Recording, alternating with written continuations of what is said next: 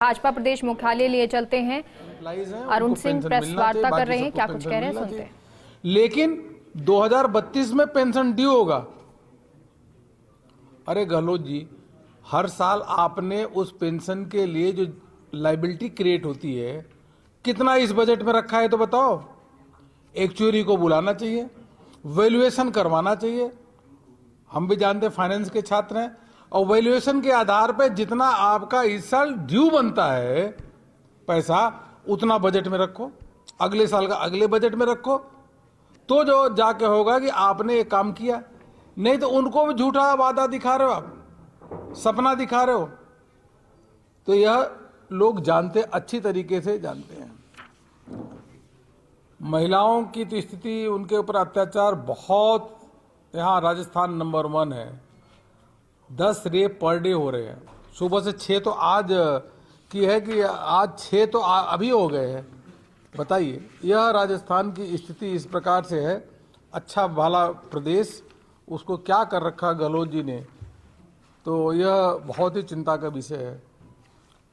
मित्रों, भारतीय जनता पार्टी के सभी कार्यकर्ता राजस्थान की जनता की आवाज़ लेकर के आगे बढ़े हैं और उनका सरकार की जो विफलता है उनको भी उजागर करने का काम कर रहे हैं। हमारे पूरा विश्वास है कि राजस्थान में एंटी गवर्नमेंट की वेव चल रही, वेव। इस एंटी गवर्नमेंट वेव कल के नतीजे के बाद और तेज होगी और आने वाले समय में गहलोत सरकार की जाना तय है और उल्टी गिनती शुरू हो गई है। कांग्रेस के नेता भी चुनाव में गायब रहे, प्रदेशों में दिखे नहीं कहीं जहां जहां चुनाव हो रहे थे।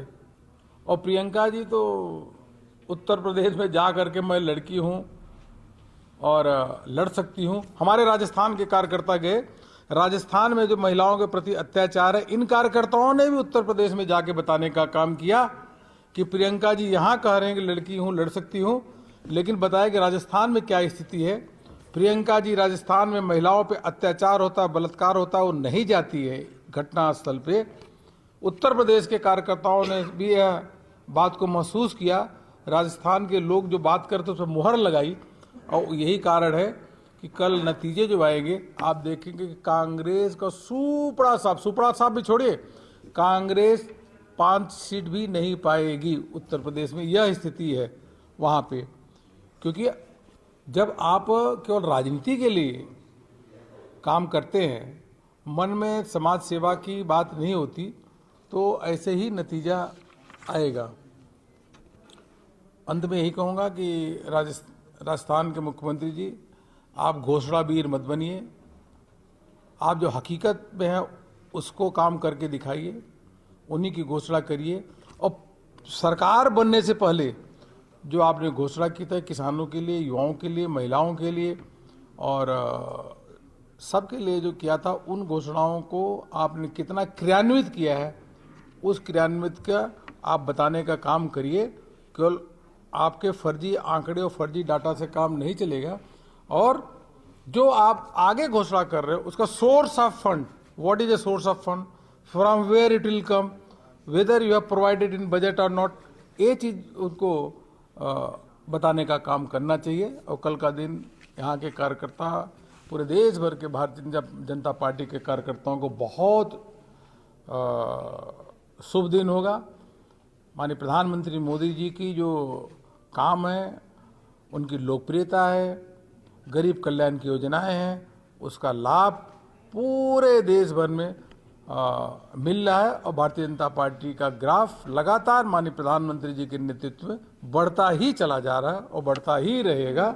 यही मुझे आप सबसे कहना था। आपका कोई प्रश्नों का जरूर पूछेंगे।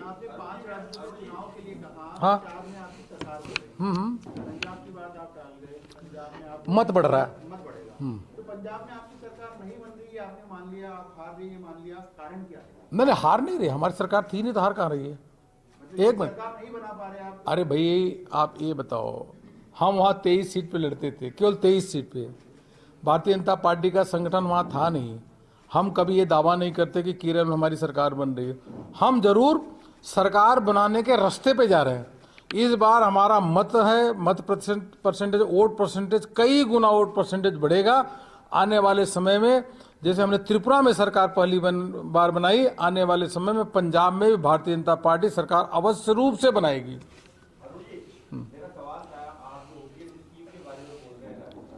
कौन सी स्कीम? हाँ हाँ, पेंशन स्कीम।